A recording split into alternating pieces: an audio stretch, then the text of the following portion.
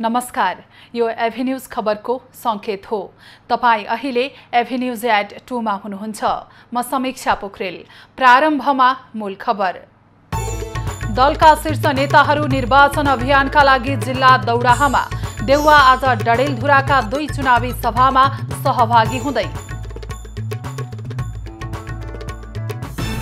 निर्वाचन बिथोल्न 23 वटा समूह सक्रिय रहेको गृह मन्त्रालयको निष्कर्ष। निर्वाचन विरोधी गतिविधि गर्नेलाई कारबाही गर्ने चेतावनी। आगामी निर्वाचनमा कैलाली 4 मा हेभीवेट नेताबीच भिडन्त हुँदै। पर्वतमा पुरानै अनुहारबीच कडा प्रतिस्पर्धा हुने अनुमान।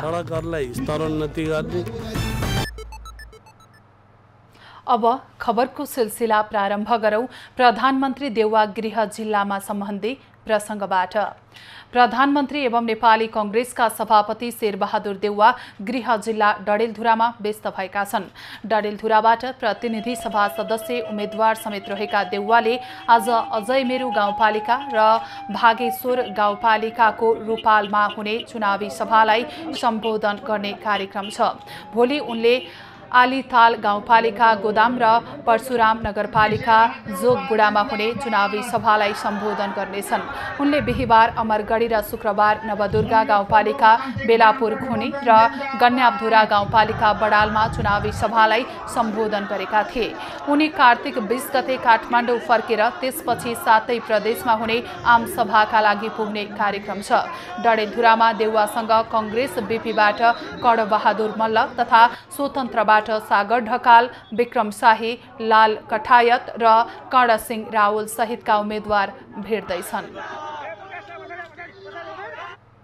मंसिर 4 गते हुने प्रतिनिधि र प्रदेश सभा निर्वाचन बिथोल्नका लागि देशभर 23 वटा समूह सक्रिय रहेको निष्कर्ष गृह मन्त्रालयले निकालेको छ। मोरङको विराटनगरमा आयोजित प्रदेश स्तरीय सुरक्षा गोष्ठीमा गृह मन्त्रालयका प्रवक्ता फणिन्द्रमणि पोखरेलले उक्त जानकारी दिएका हुन्। निर्वाचनका लागि सम्पूर्ण सुरक्षा तयारी पूरा भइसकेको जानकारी दिँदै प्रवक्ता पोखरेलले 5-7 जना रहेको समूहदेखि धेरै संख्या रहेको समूहहरू निर्वाचन बिथोल्न सक्रिय रहेको जानकारी दिएका हुन्। उनले निर्वाचन विरोधी गतिविधि गर्ने समूहलाई नियन्त्रणमा लिएर उनीहरूका गतिविधि रोक्न जिल्ला तहका सुरक्षा निकायले विशेष ध्यान दिने पनि बताए। निर्वाचनलाई शान्तिपूर्ण, भयरहित र निष्पक्ष रूपमा सम्पन्न गर्न विशेष सुरक्षा योजना बनाएर लागू गरिएको भन्दै उनले निर्वाचनमा खटिने कर्मचारी, उम्मेद्वार, मतदाता, निर्वाचन सामग्री सबैको सुरक्षा सरकारको प्राथमिकतामा रहेको पनि स्पष्ट पारे। मतदानका दिन 3 घेराको सुरक्षा प्रबन्ध गरिने जानकारी दिँदै उनले पहिलो घेरामा नेपाल तथा म्यादी प्रहरी, दोस्रोमा सशस्त्र प्रहरी र तेस्रोमा नेपाली सेनालाई परिचालन गरिने बताए। निर्वाचन सुरक्षाका लागि म्यादी सहित 2,98,500 सुरक्षाकर्मी परिचालन हुने जानकारी पनि उनले दिए। निर्वाचन आयोगले चुनावका लागि तयारी थालेको छ। 1-2 दिनमै अस्थायी मतदाताको अन्तिम नामावली प्रकाशन हुने आयोगले जनाएको छ। प्रतिनिधि सभा र प्रदेश सभा चुनावका लागि जिल्लामा रहेका प्रहरी, सेना, सशस्त्र प्रहरी र कारागारमा रहेका कैदीबन्दीको विवरण अस्थायी मतदाताको रूपमा संकलन गर्न लागि हो। मतदानमा खटिने सुरक्षाकर्मी, कर्मचारी र सेना लगायतका व्यक्तिलाई त्यही ठाउँमा मतदान गर्ने व्यवस्था हुनेछ। अस्थायी मतदाताको सूचीमा रहेका मध्ये 1,49,164 जनाको नाम आयोगमा सूचीकृत भएको छ। अहिलेसम्म मतदाता नामावलीमा समावेश भएका मध्ये 1,44,625 जनाको नाम पुष्टि भएको आयोगले जनाएको छ। जनता समाजवादी पार्टी नेपालले आज आफ्नो चुनावी घोषणापत्र सार्वजनिक गर्ने भएको छ। मंसिर 4 गते हुने प्रदेश तथा प्रतिनिधि सभा निर्वाचनका लागि जसपाले आफ्नो घोषणापत्र सार्वजनिक गर्न लागेको हो। दिउँसो 2 बजेपछि नयाँ बानेश्वर स्थित होटल एभरेस्टमा कार्यक्रम तय गरिएको छ। सत्ता गठबन्धनमा रहेको जसपा सिट बाँडफाँडको विषयमा असन्तुष्टि जनाउँदै गठबन्धनबाट बाहिरिएको थियो। सत्ता गठबन्धनबाट बाहिरिएको जसपाले चुनावमा एमालेसँग गठबन्धन गरेको छ। नेपाली कांग्रेसका नेता प्रकाशमान सिंहसँग मतदाताले सरकारी सेवाको उचित व्यवस्थापन हुन नसकेको गुनासो गरेका छन्। शनिबार काठमाडौँ क्षेत्र नम्बर 1 मा घर दैलो कार्यक्रमका क्रममा सिंहलाई मतदाताहरूले पानी र सरकारी सेवाहरूको छिटो छरितो व्यवस्थापनमा जोड दिन आग्रह गरेका हुन्। अभियानका क्रममा काठमाडौँ 1 बाट सत्ता गठबन्धनका साझा उम्मेद्वार समेत रहेका सिंहले नागरिकका माग सम्बोधन गर्न आफू हरेक समय तयार रहेको बताए। उनले सत्तारूढ गठबन्धन संविधानको रक्षा र राजनीतिक स्थिरताका लागि भएको जिकिर समेत गरे। यो संविधानलाई चाहिँ जोगाउनु पर्यो भन्ने चाहिँ सबै फोर्सेसहरू जो अहिले यो 5 दलको चाहिँ जुन गठबन्धन हो यो संविधानको रक्षाको लागि र संविधान रक्षा गरेर अनि त्यसमा चाहिँ राजनीतिक स्थिरता पनि ल्याउनु पर्यो। नेता सिंहले देशमा विकास गर्नका लागि राजनीतिक स्थिरताको आवश्यकता रहेको भन्दै संविधानको रक्षा र स्थिरताले नै विकास निर्माणको कार्यलाई गति दिने बताए। नेकपा एमालेका अध्यक्ष केपी ओलीले कञ्चनपुरको चुनावी सभामा दिएको अभिव्यक्तिको नेता भीम रावलले प्रतिवाद गरेका छन्। चुनावी सभामा ओलीले डडेलधुरामा कांग्रेस बीपीबाट उम्मेद्वार भएका कड मल्ललाई मत दिन एमाले पंक्तिलाई निर्देशन दिइरहँदा दर्शक दीर्घाबाट भीम रावलको नाम उच्चारण भएपछि ओलीले केही आक्रोशित हुँदै रावल बुढो भएको बताएका छन्। ओलीलाई सामाजिक सञ्जाल मार्फत जवाफ फर्काउँदै रावलले ओलीभित्र बलिरहेको क्रोध, बदला, निषेध र द्वेषपूर्ण दुर्भाव उदाङ्गो भएको बताएका हुन्। 67 वर्ष लागेको आफूलाई बुढो भन्ने 70 वर्ष काटिसकेका ओली फेरि सांसद र प्रधानमन्त्रीका लागि कसरी तन्नेरी भए भनेर रावलले प्रश्न समेत गरेका छन्। अरूलाई पालो दिनुपर्ने ओलीको भनाइप्रति पनि रावलले सहमतियुक्त खण्डन गरेका छन्। पर्वतमा यस पटकको निर्वाचनमा पुरानै अनुहार बीच कडा प्रतिस्पर्धा हुने देखिएको छ। एमालेका पदम गिरी र गठबन्धनको तर्फबाट अर्जुन जोशी बीच प्रतिस्पर्धा हुने देखिएको हो। विशेष खबरको साथमा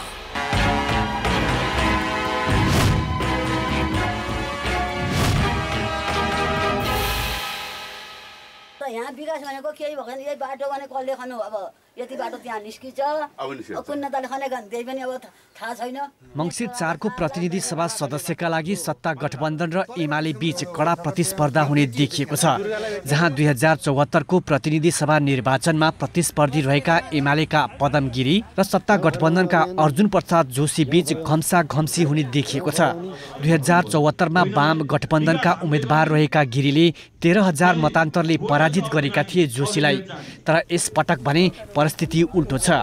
वाम लोकतान्त्रिक गठबन्धनबाट अर्जुन प्रसाद जोशी उम्मेद्वार छन्। माओवादीको समेत समर्थन रहेकाले यस पटकको निर्वाचनमा जित हासिल गर्ने सत्ता गठबन्धनका उम्मेद्वार अर्जुन प्रसाद जोशीले दाबी गरे। जनताले अर्जुन प्रसाद जोशीले 56, 64, 70 मा जित्दै गर्दाखेरि जे पूर्वाधारहरू गराएको थियो त्यसको निरन्तरता भयो न। त्यसलाई चाहिँ अगाडि बढाउने कसैले कोसिस गरे। 2074 को प्रतिनिधि सभा निर्वाचनमा गिरीले 39,275 मत ल्याएर विजयी भएका थिए। जोशीले 26,819 मत पाएका थिए। यसपटकको निर्वाचनमा पनि जित हासिल गर्नेमा एमालेका उम्मेद्वार पदम गिरी ढुक्क देखिन्छन्।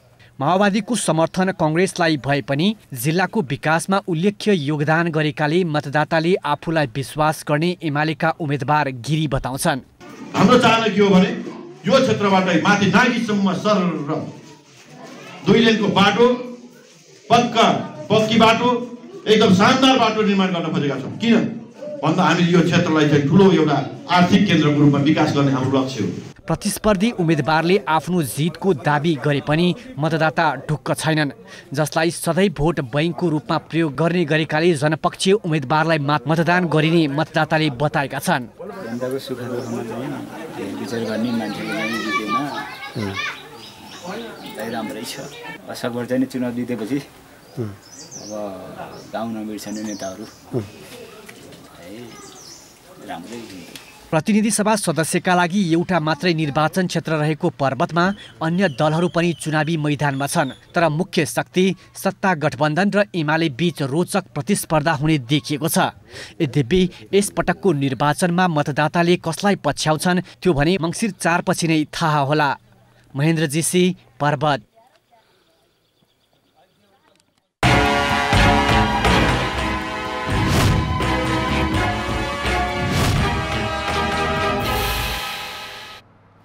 कैलाली क्षेत्र नम्बर 4 मा यो पटक 2 हेभीवेट नेताहरूको भिडन्त हुँदैछ। 2074 सालको निर्वाचनमा माओवादीबाट जित हासिल गरेका लेखराज भट्ट पार्टी फेरेर एमाले उम्मेद्वार भएका छन् भने कांग्रेसका प्रभावशाली नेता वीरबहादुर बलाएर कैलाली झरेर जित निकाल्ने दाउमा छन्। कैलाली निर्वाचन क्षेत्र नम्बर 4 मा चुनावी माहौल छाएको छ। एकातिर यसै क्षेत्रमा तत्कालीन वाम गठबन्धनबाट 2074 सालको निर्वाचनमा जित हात पारेका नेकपा एमालेका लेखराज भट्ट छन् भने अर्कातिर 5 दलीय गठबन्धन तर्फबाट पूर्व मन्त्री एवं नेपाली कांग्रेसका प्रदेश सभापति वीरबहादुर बलायर छन्। कैलाली क्षेत्र नम्बर 4 को चुनावी महासंग्राममा भट्ट र बलायर बीच कडा प्रतिस्पर्धा हुने आंकलन गरिएको छ। नेकपा एमालेका उम्मेद्वार भट्ट जनअधिकारलाई स्थापित गरेर औद्योगिकीकरण मार्फत भारत खाडी जानुपर्ने बाध्यताको अन्त्य गर्ने प्रतिबद्धता सहित मत माग्न व्यस्त छन्। औद्योगिकीकरण गर्ने, लगानीलाई भित्र्याउने, आन्तरिक लगानी र बाह्य लगानीलाई आकर्षित गरेर यो क्षेत्रमा ल्याउने, त्यसै गरी हामीले यो क्षेत्रको यातायातलाई सुदृढ गर्ने, भएका सडकहरूलाई स्तरोन्नति गर्ने, नभएको ठाउँमा कालोपत्रे गर्ने। गठबन्धनका साझा उम्मेद्वारका रूपमा रहेका बलायर पनि विकास र पूर्वाधार निर्माणको मुद्दा सहित चुनावी मैदानमा छन्। सडक पूर्वाधारलाई प्रदेशभरि जोड्ने र नागरिकको जीवनस्तर उकास्ने उनको प्रतिबद्धता छ। 3वटा चाहिँ पूर्वाधारमा 3वटा योजनाहरू छन्। एउटा चाहिँ खैरलाको बाटोलाई चाहिँ केन्द्रीय योजनामा, अर्को चाहिँ यो के अरे चौकी डाँडा चाहिँ फल्टुनीको बाटोलाई दोस्रो र फास्ट ट्र्याकलाई। माओवादी केन्द्र त्यागेर एमालेमा गएका भट्ट यो क्षेत्रबाट चौथो पटक चुनावमा लड्न लागेका हुन्। सभापति देउवाका निकट पात्र मानिने बलायर आफ्नो पूर्ववत निर्वाचन क्षेत्र डोटी छाडेर कैलाली झरेका हुन्। बलायर पनि डोटीबाट 3 पटक चुनावमा लडिसकेका छन्। दुवै नेता डोटी पुर्ख्यौली भएका मतदाताको बाहुल्यता रहेको कैलाली 4 मा डोटी पृष्ठभूमिकै दुवै नेता कसले कति मतदाता रिझाउन सक्छन् त्यसैमा जित निर्भर हुने देखिन्छ। खबरको सिलसिला अझै जारी छ, हामीसँगै रहनुहोला। अब बाँकी खबर। शिक्षा र चेतनाको अभावमा कैलालीमा बाल विवाह, बहुविवाह, दाइजो बोक्सी आरोप जस्ता कुप्रथा कायमै रहेको भन्दै सरोकारवालाले चिन्ता व्यक्त गरेका छन्। राष्ट्रिय महिला आयोगले कैलालीको लम्कीमा गरेको अन्तर्क्रियामा सहभागीले शिक्षा र चेतना स्तर नबढेसम्म कुप्रथा हट्न नसक्ने बताएका हुन्। कैलालीको लम्कीमा समाजमा विद्यमान हानिकारक अभ्यासहरू, बाल विवाह, बहुविवाह, दाइजो बोक्सी आरोप जस्ता कुप्रथा सम्बन्धी अन्तर्क्रिया कार्यक्रमको आयोजना गरिएको छ। राष्ट्रिय महिला आयोगको आयोजनामा कुप्रथा निवारण सम्बन्धी अन्तर्क्रिया कार्यक्रमको आयोजना गरिएको हो। राजनैतिक दलबाट प्रेरित भएर आएकोले गर्दाखेरि स्वतन्त्र महिला विकास शाखा जस्तै महिला आयोगको सञ्जालै विस्तार गरेर महिलाहरूले न्याय पाउनुपर्छ भन्ने कुरामा चाहिँ हामीले यो कार्यक्रमलाई स्पष्ट रूपमा अगाडि बढेका छौँ। बाल विवाह, बहुविवाह, छाउपडी प्रथा लगायतका समाजमा विद्यमान हानिकारक अभ्यासहरूका कारण समाजमा महिलाहरूमाथि हिंसा यथावत नै देखिन्छ। राज्यले हेर्ने दृष्टिकोण पनि अलिकति महिला मेयर भएर होला, माथिबाट जस्तो महिला राष्ट्रिय आयोगबाट भयो, महिला मन्त्रालयबाट भयो, यही ठाउँबाट हामीहरूलाई एकदमै सहयोग पनि आइरहेको छ। विद्यमान यस्ता प्रथाका कारण महिलाहरूले राज्यमा अर्थपूर्ण सहभागिताको अवसरबाट वञ्चित हुनु परेको छ भने प्रथाकै कारण अकालमा ज्यान गुमाउनु परेको छ। बाल विवाह छ, त्यस्तै विभिन्न किसिमका जातीय छुवाछुतको छन्, त्यो बारेमा पनि के गर्न सकिन्छ? महिला हिंसा या लैङ्गिक हिंसा, महिला हिंसा मात्रै लैङ्गिक हिंसालाई पनि रोक्नको लागि कस्ता कार्यक्रम राख्दाखेरि उपयुक्त हुन्छ? यस्ता कुप्रथा न्यूनीकरण र निर्मूल पार्ने नाममा सरकार तथा विभिन्न सङ्घ संस्थाहरूले वर्षेनी करोडौं रुपियाँ खर्च गरेको देखिन्छ, तर उपलब्धि भने खासै देखिँदैन। मङ्गल बास्कोटे, कैलाली। चिकित्सकको लापरवाहीले बिरामीको मृत्यु भएको भन्दै विगत केही दिनदेखि काठमाडौँ मेडिकल कलेज केएमसी विरुद्ध आन्दोलनमा उत्रिएका मृतकका परिवार र सङ्घर्ष समितिले अस्पताल परिसरमा धरना दिएका छन्। काठमाडौँ महानगरपालिका 9 ओमनगर निवासी 48 वर्षीय शैलेन्द्र विद्याधरको गत असोज 30 गते उपचारका क्रममा मृत्यु भएपछि मृतकका परिवार र आफन्त केएमसी विरुद्ध आन्दोलनमा उत्रिएका हुन्। मृतककी श्रीमती सुशीला विद्याधर सहित संघर्ष समितिको टोलीले आज उचित क्षतिपूर्ति र न्युरो अस्पतालमा लागेको उपचारको खर्च बेहोर्नुपर्ने माग गर्दै धरना दिएको हो। उनीहरूले बिरामीको मृत्यु भएको 21 दिन पुगिसक्दा समेत अस्पतालले क्षतिपूर्ति दिने कुरा नगरेको भन्दै आक्रोश व्यक्त गरेका छन्। 21 दिन भइसक्यो, आजसम्म सुनवाई नै भएको छैन। कुरा गर्यो उनीहरूले, कुरा गर्दै गर्दाखेरि यिनीहरूले के गर्छ भने हाम्रो चाहिँ त यस्तो दिने सिस्टमै छैन, यो नजिर बन्छ आदि इत्यादि कुरा गरेर यिनीहरूले चाहिँ उगरिरहेको छ। मृतकका परिवारले डाक्टर अमृत थापाको नेतृत्वमा रहेको काठमाडौँ मेडिकल कलेजको टिमले बिरामीलाई सस्तैमा अपरेसन गरिदिने प्रलोभनमा पारी लापरवाही गर्दा बिरामीको मृत्यु भएको दावी गरे। पछिल्लो समय निर्वाचनको उम्मेदवारी दर्ता दिनेमा स्वतन्त्र उम्मेदवारको संख्या पनि उल्लेखनीय छ। काठमाडौँ निर्वाचन क्षेत्र नम्बर 9 मा पनि स्वतन्त्र र राजनीतिक दलका उम्मेदवारहरूबीच प्रतिस्पर्धा हुने देखिएको छ। प्रतिनिधि सभा र प्रदेश सभा निर्वाचनका लागि धेरै जसो निर्वाचन क्षेत्रमा सत्ता गठबन्धन र नेकपा एमालेका उम्मेदवार बीच प्रतिस्पर्धा हुने देखिन्छ। तर राजनीतिक दललाई चुनौती दिँदै स्वतन्त्र उम्मेदवारको संख्या पनि उल्लेखनीय छ। काठमाडौँ निर्वाचन क्षेत्र नम्बर 9 मा हेर्ने हो भने प्रतिनिधि सभा सदस्यका लागि राजनीतिक दल तथा स्वतन्त्रबाट कुल 22 जना उम्मेदवार छन्, जसमध्ये 10 जनाले स्वतन्त्र तर्फबाट उम्मेदवारी दिएका छन्। पछिल्लो समय राजनीतिक दलहरूले आफ्नो प्रतिबद्धता पूरा नगरेकाले दलप्रति मतदाताको वितृष्णा बढ्दै गएकाले जित सुनिश्चित भएको स्वतन्त्र उम्मेदवारको दावी छ। जनताहरूले चाहिँ स्वतन्त्र खोजिराख्नु भएको हुँदा चाहिँ त्यसले एउटा ऊर्जा थप्ने कार्यहरू, एउटा जस्तो विभिन्न रिसर्चले पनि एउटा जितको रिजल्ट भित्री रूपमा आइरहेको हुँदाखेरि चाहिँ त्यसले एकदमै राम्रो हिसाबले गइरहेको छ भनौँ। जति नेताहरूले ठुलो कुरा गरे पनि हैन, वास्तविकमा चाहिँ घरमै भएको समस्यालाई नै एउटा हल गर्न सक्नु भएको छैन उहाँहरूले। म त्यही समस्यालाई हल गर्ने र युवाहरूलाई चाहिँ साथ सपोर्ट लिएर अगाडि बढ्ने र युवा नेतृत्वको चाहिँ कुराहरूमा चाहिँ अगाडि ल्याउने भन्ने हिसाबले नै आइरहेको छु। निर्वाचन क्षेत्र नम्बर 9 मा प्रमुख प्रतिस्पर्धीका रूपमा नेकपा एमालेका तर्फबाट निवर्तमान सांसद कृष्ण गोपाल श्रेष्ठ, सत्तारूढ गठबन्धनका तर्फबाट नेकपा माओवादी केन्द्रकी कल्पना थमला र विवेकशील साझा पार्टीका मिलन पाण्डे प्रमुख प्रतिस्पर्धीका रूपमा देखिएका छन्। प्रमुख दलका उम्मेदवारहरूले भने परिवर्तनका लागि आफूले योगदान दिएकाले स्वतन्त्र उम्मेदवारलाई समर्थन गर्न आग्रह गरेका छन्। म अग्रगमनको पक्षधर लोकतान्त्रिक वाम गठबन्धनको साझा उम्मेदवार हुँ। त्यसकारण संविधानको रक्षा, राजनीतिक स्थायित्व, विकास र समृद्धि, सुशासन आजको चाहिँ एजेन्डा हो। यो एजेन्डामा मुलुकलाई अगाडि बढाउनका निम्ति यो महान अभियानमा लाग्ने म उम्मेदवार, त्यसकारण मेरो जित सुनिश्चित छ। युवा पुस्ताले चाहिँ उनीहरूले छोडिदिन्छन् अनि त्यसपछि नमस्ते गरेर ज्यू हजुर गरेर चाहिँ मेरो पाला आउँछ भनेर बस्नेवाला युवा म परिनँ। म फाइट गर्छु र कृष्णगोपाल अङ्कललाई चाहिँ म ब्यालेटबाटै मतपत्रबाटै हटाउँछु भन्ने चाहिँ कन्फिडेन्स छ। निर्वाचनलाई लिएर राजनीतिक दल र स्वतन्त्र उम्मेदवारका आफ्नै दावी र प्रतिबद्धताहरू देखिन्छन्। तर 72,173 मतदाता रहेको यस क्षेत्रमा मतदाताको रोजाइमा राजनीतिक दलका उम्मेदवार पर्छन् वा स्वतन्त्र पर्छन् त्यो भने निर्वाचनको मत परिणामले देखाउने नै छ।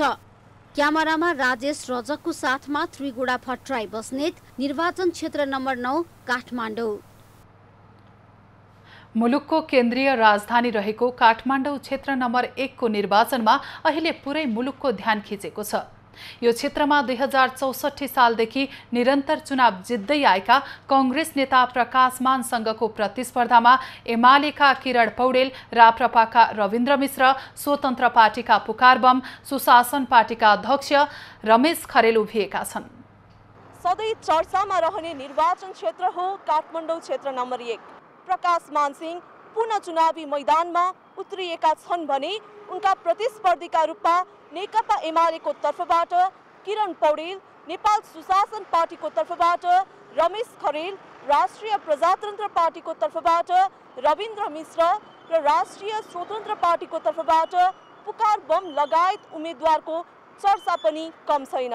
चुनावी प्रतिस्पर्धीहरू चुनावी मैदानमा उत्रिरहँदा उनीहरूको एजेन्डा के छ त? आम नेपाली जनताको जुन चाहना छ, हरेकको जीवन र जीवकोपार्जन चाहिँ सहज हुनु पर्यो भनेर चाहिँ जुन भनेको हो चाहना छ, त्यसलाई फुलफिल गर्नको लागि इकोनोमिक यो चाहिँ एजेन्डाजहरूलाई चाहिँ अब चाहिँ हामीले चाहिँ अगाडि बढाउनु पर्छ भन्ने कुरा। ओपन बोर्डर हुनुहुन्न, रेगुलेट गर्नुपर्छ, त्यहाँ हरिततार लगाउनुपर्छ र सम्बन्ध असाध्यै राम्रो गर्नुपर्छ भनेर एउटा राष्ट्रियताको इस्यु लिएर एउटा एजेन्डा, मेन एजेन्डा त्यही नै हो। हरेक मतदाताको उहाँहरूले प्राप्त गर्नुपर्ने अधिकार सिंहदरबार यही छ, राष्ट्र बैंक यही छ, उहाँले पाउनुपर्ने पहुँच जुन पुगेको छैन, पहुँचको विस्तारको निम्ति पहिलो मुद्दा मेरो त्यो हुनेछ। उम्मेदवारका प्रतिबद्धता, चुनावी एजेन्डामा जनताको विश्वास कतिको छ त? आजकल नेताहरूको खोइ कुरो मात्रै हो, काम केही गर्दैन, खालि जनतालाई झुक्क्याउने काम मात्रै गर्छ। विकासको नाममा केही गरेकै छैन, नाम मात्रैकै गर्छ के, देखाउटी मात्रै गर्छ। तपाईँको जनतालाई आश्वासन देखाएर चुनावमा भोट कसरी खसालौँ भन्ने उनीहरूको योजना हो।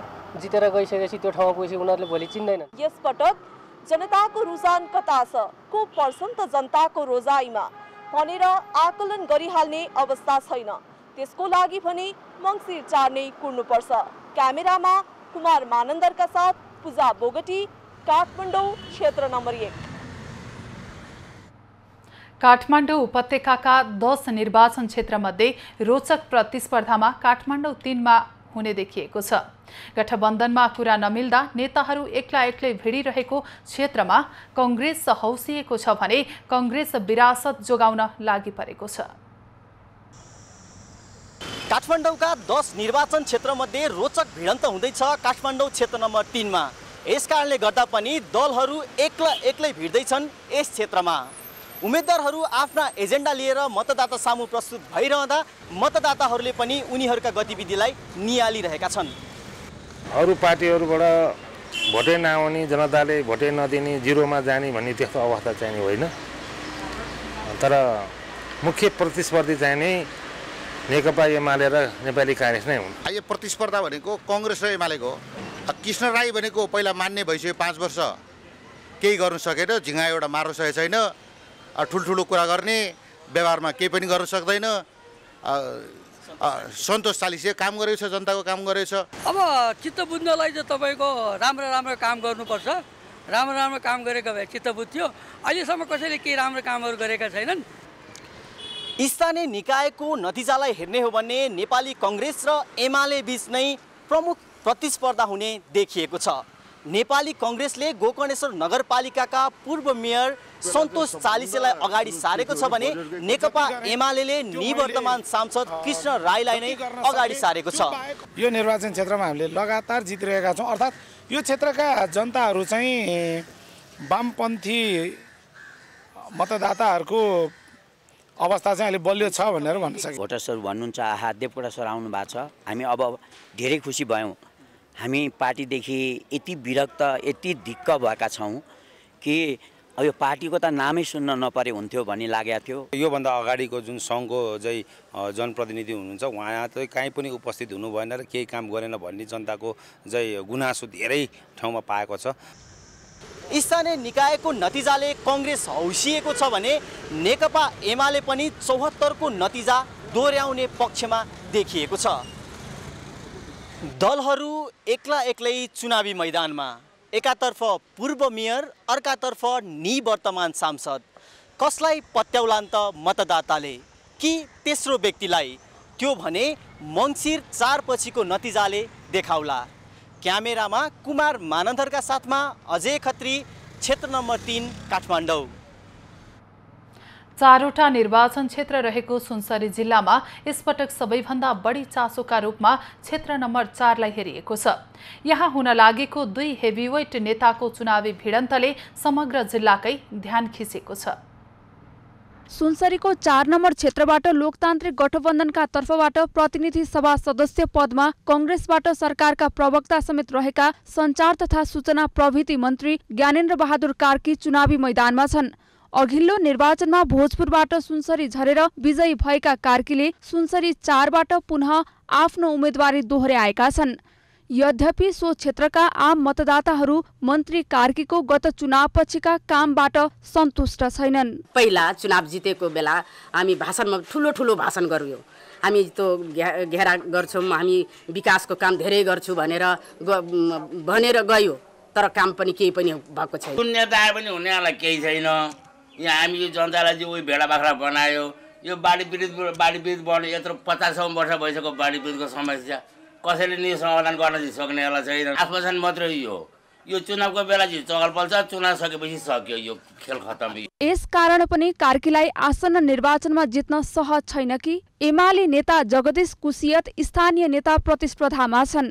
कोशी गाउँपालिकाको साबिक श्रीपुर घर भएका कुसियत बुबा बाजेको विरासत धान्दै अघि बढेका र समुदायमा समेत मजबुत पकड भएको व्यक्ति भएकाले कार्कीलाई ठूलो चुनौती बन्ने देखिन्छ।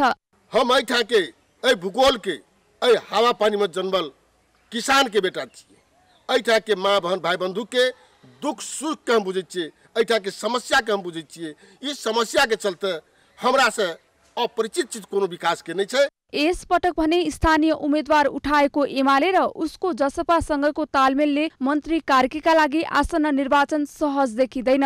मुस्लिम समुदायको बाहुल्यता रहेको उक्त क्षेत्रमा दुवै उम्मेद्वारका तर्फबाट स्वतन्त्र उम्मेद्वार उठाए पनि डाक्टर खालिद हुसेनले ल्याउने मत कार्की र कुसियत दुवैका लागि निर्णायक साबित हुने चर्चा चलेको छ। मङ्सिर 4 गते हुने सम्पन्न हुने निर्वाचनले देशलाई जनताको विकास र समृद्धिको आकांक्षा जुन छ त्यस आकांक्षालाई अब कार्यतालिकाको आधारमा अगाडि बढाउने समयको प्रारम्भ यो निर्वाचनले गर्नेछ।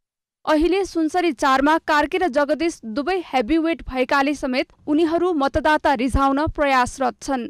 जंगली जनावर नियन्त्रणका लागि ठोस योजना सञ्चालनमा ल्याउन नसक्नु, बाचा अनुसारको काम हुन नसकेको र पार्टीका सीमित व्यक्ति काखी च्यापेर हिँड्ने गरेको भनेर नेता उप लाग्ने गरेको ट्याग यस पटकको मत परिणामका लागि निर्णायक बन्न सक्ने आंकलन धेरैको छ। आगामी मङ्सिर 4 गते हुने निर्वाचनको लागि बाँकेमा क्रियाशील राजनीतिक दल तथा स्वतन्त्र उम्मेद्वार चुनावी मैदानमा उत्रिएका छन्। बाँकेका 3वटै क्षेत्रमा निर्वाचनको माहौल तातिँदै गर्दा क्षेत्र नम्बर 3 मा पनि रोचक प्रतिस्पर्धा देखिएको छ। बाँके क्षेत्र नम्बर 3 को निर्वाचनको प्रतिस्पर्धा रोचक देखिएको छ। आफ्नो निर्वाचन क्षेत्र छाडेर नेपाली कांग्रेसका सहमहामन्त्री किशोर सिंह राठौर बाँके 3 मा निर्वाचन लड्न आएका छन्। यसअघि बर्दिया क्षेत्र नम्बर 2 निर्वाचन क्षेत्रमा भएका राठौर बाँके 3 मा गठबन्धनका तर्फबाट उम्मेद्वार बनेका छन्। उनका प्रतिस्पर्धी नेकपा एमाले बाँके जिल्ला अध्यक्ष किस्मत कुमार कक्षपति हुन्। 2074 सालमा एमाले माओवादी गठबन्धनबाट सो क्षेत्रमा एमालेका नन्दलाल रोकाएले निर्वाचन जितेका थिए। यसपालिको निर्वाचनमा राप्रपाका उम्मेद्वार राठौर र राप्रपाको समर्थनमा उम्मेद्वार कक्षपति बीच कडा प्रतिस्पर्धाको चर्चा सुरु भइसकेको छ। कृषि, शिक्षा र स्वास्थ्यमा आमूल परिवर्तन, स्वास्थ्य क्षेत्रमा सबै जनताको पहुँच पुग्ने गरेर हामीले कार्ययोजना ल्याउनेछौँ। राठौरलाई नयाँ क्षेत्रमा आएर निर्वाचन लड्न चुनौती छ। उनी गठबन्धनको जोडबलमा विश्वास गरिरहेका छन् भने कक्षपति विगतमा खजुरा गाउँपालिकामा आफूले गरेका विकासलाई आधार मानिरहेका छन्। एउटा पुलको पनि टेन्डर नगरेको अवस्था रहेछ यहाँ। त्यसैले अब धम्बोजीदेखि गुलरियासम्म 4 लेन बाटो बनाउने हामीले अहिलेको बजेट भाषणबाट हालेर चाहिँ त्यसलाई टेन्डर गरिसकेको अवस्था छ। दुवै उम्मेद्वारका चुनावी एजेन्डा भने करिब उस्तै छन्। अङ्कगणितीय हिसाब जे भए पनि दुवै उम्मेद्वार यति बेला जनताको घर दैलोमा पुगेका छन्। जनताको विश्वास जित्न दुवै उम्मेद्वारले आफ्ना एजेन्डा र प्रतिबद्धता जनता सामु लिँदै गर्दा जनमत कता ढल्किने हो त्यो भने मङ्सिर 4 पर्खनै पर्छ। विगतमा गरेका कामका आधारमा यहाँका जनताले कसलाई प्रतिनिधिका रूपमा छनौट गर्नेछन् त्यो भने मङ्सिर 4 पछि मात्रै थाहा हुनेछ। खम्ब प्रसाद पुनका साथमा दुर्गा रोकाए, बाँके क्षेत्र नम्बर। खबरको सिलसिला अझै जारी छ, हामीसँगै रहनुहोला। अब पालो खास खबरको।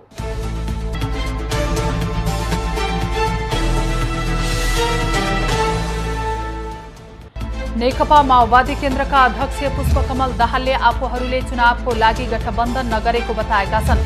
गोर्खामा चुनावी अभियानलाई सम्बोधन गर्दै उनले संविधान र लोकतन्त्रमाथि खतरा आएपछि उपलब्धिको रक्षा गर्न गठबन्धन गरेको बताएका हुन्। नेपाल समाजवादी पार्टीका अध्यक्ष डाक्टर बाबुराम भट्टराईले नेकपा एमालेका अध्यक्ष केपी शर्मा ओलीले दार्चुला पुगेर घुमेको नेपाली भूमि, कालापानी, लिम्पियाधुरा र लिपुलेक लगायतका स्थान फिर्ता ल्याउने घोषणा गरेकोमा आपत्ति जनाएका छन्। ओलीले घुमेका नेपाली भूभाग फिर्ता ल्याउने उद्घोष गरेपछि प्रतिक्रिया जनाउँदै त्यसमा आपत्ति जनाएका हुन्।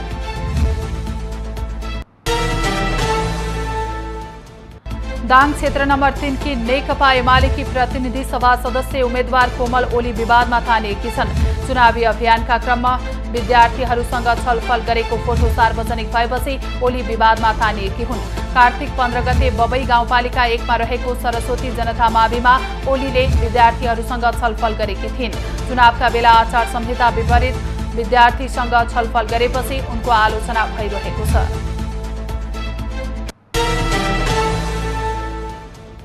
निर्वाचन आयोगले राष्ट्रिय स्वतन्त्र पार्टीको ललितपुर 3 की उम्मेद्वार डाक्टर तोसीमा कार्कीको उम्मेदवारी खारेजीको निर्णय कार्यान्वयन रोक्ने आदेश बदलको माग गर्दै सर्वोच्च अदालतमा निवेदन दिएको छ। सर्वोच्चको अन्तरिम आदेश अदालतले यसअघि कायम गरेको सिद्धान्त विपरीत भएको भन्दै आयोग सर्वोच्च पुगेको हो।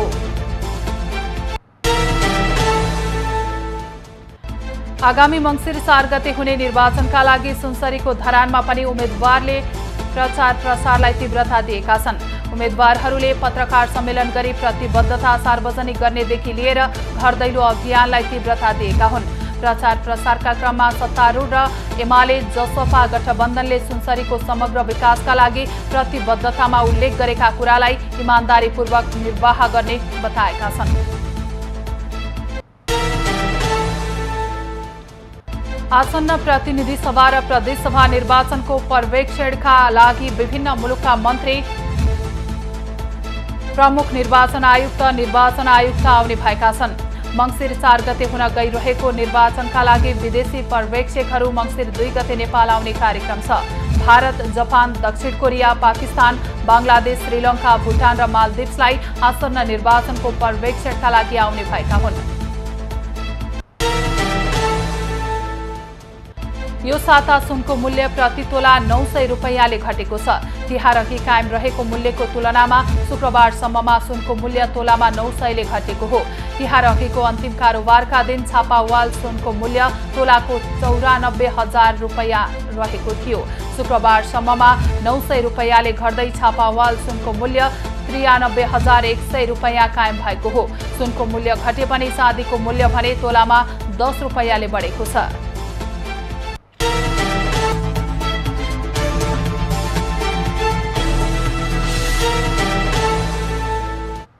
अब पालो एभेन्यूज एट मौसमको।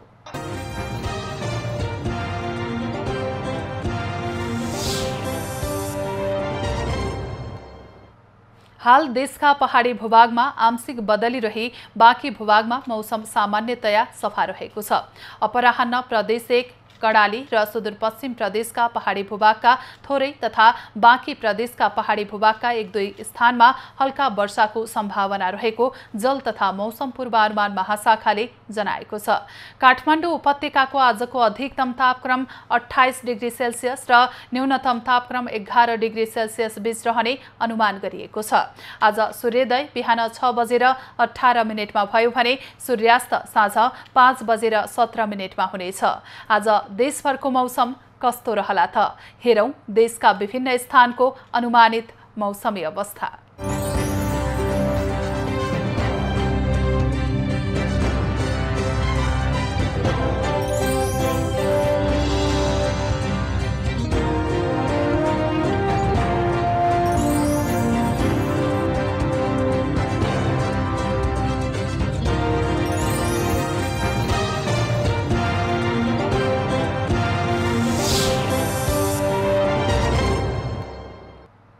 अहिलेलाई खबरको क्रम यति नै। एभेन्यूज खबरका यी सहित अन्य विस्तृत खबरका लागि www.avenews.tv लगइन गर्न सक्नुहुनेछ। युट्युब, फेसबुक र ट्विटरमा पनि हामीलाई फलो गर्न सकिनेछ। खबरभित्रको खबरका लागि हेर्दै रहनुहोला एभेन्यूज खबर। नमस्कार।